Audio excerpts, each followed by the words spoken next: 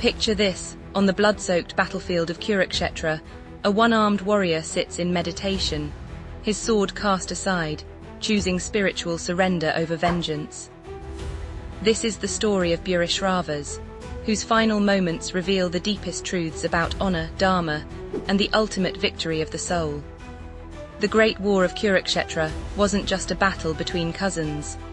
It was a cosmic conflict where every warrior faced impossible choices between duty and morality. Among these warriors stood Bhurishrava's, grandson of King Balaka and a formidable champion fighting for the Kauravas. His name meant one whose fame spreads far and wide, and his reputation matched his name perfectly. Bhurishrava's belonged to the ancient Balaka dynasty, known for their unwavering commitment to Dharma and exceptional martial skills. From childhood, he trained under the greatest masters, mastering every weapon and warfare technique. His strength was legendary, his character impeccable, and his loyalty absolute. Even Krishna acknowledged his nobility, calling him one of the most righteous warriors on the battlefield. But fate had woven a complex tapestry of karma around this noble soul.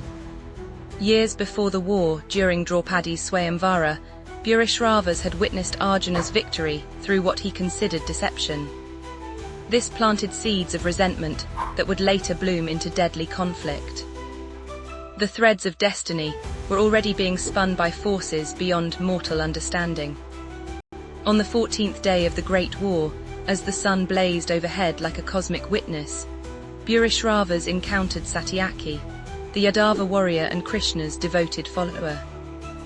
Both were master swordsmen, both fought for what they believed was right, yet they found themselves on opposite sides of this cosmic drama.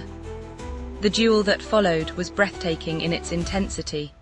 Steel rang against steel as these two masters displayed skills that seemed almost divine. They fought with such ferocity that other warriors stopped their own battles to watch. Sword techniques passed down through generations were exhibited with deadly precision. Neither could gain a decisive advantage. But then, in a moment that would echo through eternity, Bhurishrava's managed to overpower Satyaki. With a swift, masterful stroke, he severed Satyaki's bow and knocked him unconscious. The Yadava warrior lay helpless on the battlefield, completely at Bhurishrava's mercy. Victory seemed assured for the Kaurava champion. What happened next would become one of the war's most controversial moments.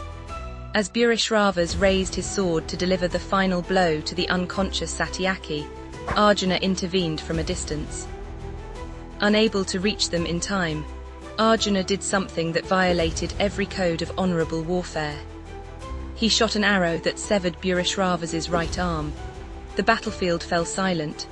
A warrior's sword arm was sacred, representing his honor, his livelihood, his very identity. To attack someone from behind, to target the sword arm specifically, was considered the gravest breach of warrior ethics. Even Arjuna's supporters were shocked by this action. Bhurishrava's looked at his severed arm, then at Arjuna with eyes filled not with hatred, but with profound disappointment. "Arjuna," he said, his voice carrying across the battlefield, "you who are called the greatest archer, you who claim to follow Dharma, how could you commit such an act? You've attacked me from behind while I was engaged with another warrior. You've severed my sword arm, making me helpless. Is this the Dharma you learned from Krishna?" Arjuna's face showed his inner turmoil.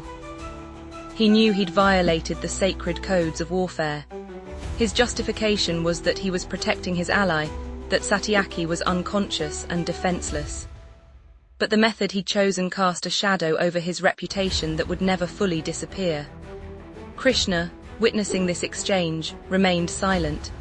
His cosmic consciousness saw the larger picture, the intricate web of karma and destiny that demanded these very actions.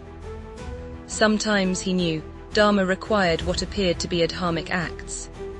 The divine play was far more complex than mortal minds could comprehend.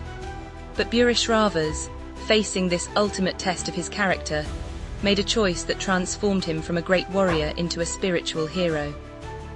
Instead of cursing his fate or seeking revenge through others, he made a decision that stunned everyone present. He sat down on the battlefield, facing east, and entered into meditation. "If I cannot fight with honor," he declared, "I will not fight at all. I choose to leave this body through the ancient practice of prayapavsa, fasting unto death. May my soul find peace in the divine, and may this act serve as my final offering to the Supreme." This was the warrior's ultimate Dharma. When external circumstances made righteous action impossible, he chose the path of spiritual surrender. He understood that the body was temporary, but the soul's journey toward moksha was eternal. His meditation wasn't an act of defeat, but of supreme victory over attachment and ego. As Burishravas sat in profound meditation, his consciousness began withdrawing from the physical realm. The sounds of battle faded away. The pain of his severed arm dissolved into nothingness.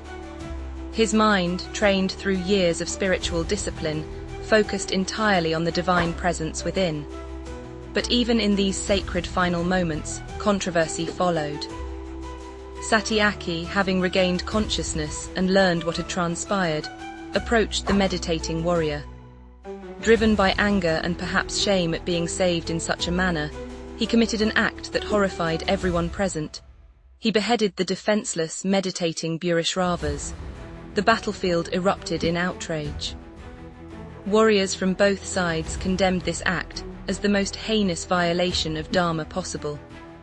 To kill someone in meditation, someone who had renounced violence and chosen the spiritual path, was considered the gravest sin. Even Krishna's face showed displeasure at this transgression. Yet in that moment of physical death, Burishravas achieved something far greater than military victory. His consciousness, purified by meditation and surrender, merged with the eternal. The ancient texts describe how celestial beings appeared to escort his soul to higher realms. His final act of forgiveness and spiritual surrender had transformed potential bitterness into divine grace.